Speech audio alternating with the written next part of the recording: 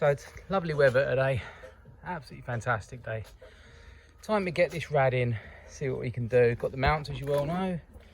Roughly know where it's seating. The old rad used to seat on these points here, but I want it a little bit more to the left because the intercooler has to go to the right. I need to make sure the grill goes on as well, so I'm going to bolt all that on and see what space we got. Starting to look like a camper again. It's nice to have the face back on it. Really chuffed for that. Looks like I've got quite a lot of room in here to put the rad. The bumper really doesn't have an effect on it. I thought it was going to, but it doesn't seem to make much of a difference. So I've got all this space here. It's a shame the mounts weren't to the side. They seem to be for the front. When you look like that, it would have been nice if I'd have done these to the side. That would have given me so much more room, but we'll see if it goes in. Okay, so I've managed to get the rad in, but I'm not bolted it in. So as you can see here, the mounts, as in this mount here, is on the back side of it. Ideally, it could be doing with going on this point here, straight down, so it's in line with it. That way I could push it back that much further. Because if you look, it does work, but as you can see, it's real close. And I'd rather have it tight up against the grill here. Yeah, there's a big, massive gap between the grill. See? It'd be nice if that was like right up tight against it. Let's see what we can do. So what I've done, drilled another hole there, used the existing hole. This one's gone straight in the side. That one had to go in. It does hold it secure. I'm not massively happy that this isn't mounted on rubbers, but it is plastic.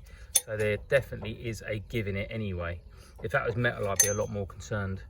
But yeah, seems to be okay. I think we'll give it a go and see what happens. What's the worst? It snaps off and the radiator's on the floor. But I've got the second one to do, so I'm gonna get that done and see if we can get it mounted. Okay, so this all looks to be done. She's all on now.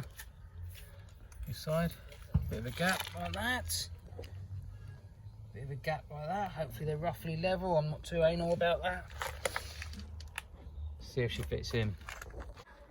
Well, I'm happy to say it's held really, really well. So I've done the side mounts, as I said. So now you've got this nice line along here. I've held it in with these boys. Bit bodgy, not what I wanted to do, and I probably will riv nut them in the end, but I don't own any at the moment, so I'm not going to go out on Good Friday and go and see if I can buy riv nuts. Just a waste of time. So this has got to come out again anyway, so it's not the end of the world, but I mean, she's sturdy. It's sturdy, look at that. Solid. And that's only got one of them nut things down there, so that's all good. See if the front goes back on. I should think it will. Hopefully it will. This is the space we've gained. It's much better. Still get to the mighty dipstick. Got to start taking care of these pipings. This one here needs to go to there. Then I've got this water pipe underneath that actually will go to there, which is good. I can actually still use that one. Now I'm going to try to mount the intercooler as well. So hopefully that's going to kind of go here at some kind of an angle. God, I'm getting tired of this, taking the front off and putting it back on. This is painful, but you have to do it to know where it all fits. So what I've done, as you can see, mounted the rad to the left a little. That gives us hopefully a little bit of space for that tiny little intercooler, but it's just enough. It's not a race car, it's just got to do its job. So let's use all the bits we got off the mighty set. That's what we got there. That's what I'm going to see if it fits. Well, it's been a tough old morning. I think now it's time for a little cheeky tea break. Not bad. So I'm back at the other workshop again. Got to weld up an extra bit on here to hold the intercooler. So what I've done is just cut a small piece of box section. Going to have a self-contained captive bolt here, so I'll just slot onto it. And then this bit will be very similar lines. Just weld the underneath of that bolt, sorry. And then this will nut and bolt onto the chassis of the cab, and hopefully it will hold the intercooler in place where I want it. Right, so it's pretty difficult to show you guys this, but this is where the cooler's going to go, roughly this angle. So I've done a bar along here. It's only on plastic mounts.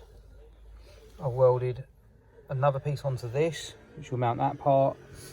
And then here's the third one, which will mount across to the chassis on this plate here, once I've seamed it all up. So I'm having a bit of a mare over here. I've had to take the clutch off the pedal. Now, as you can see, I've mounted it there. So what happens is, you only get an inch of travel, if that. The correct way to mount this would be way up there, near the pivot point. So basically what you're looking at, that's 2 inches of movement. And at the very highest, it doesn't move much. But when you've got this whole throw, you don't have to move that very much for it to push in. What I want is to move the pedal a lot and have very little movement. And that's how a clutch would operate at its best. So yeah, I made a mistake there. I've got to somehow move that. What I'm going to do, take all this out, see if I've got space to go higher up.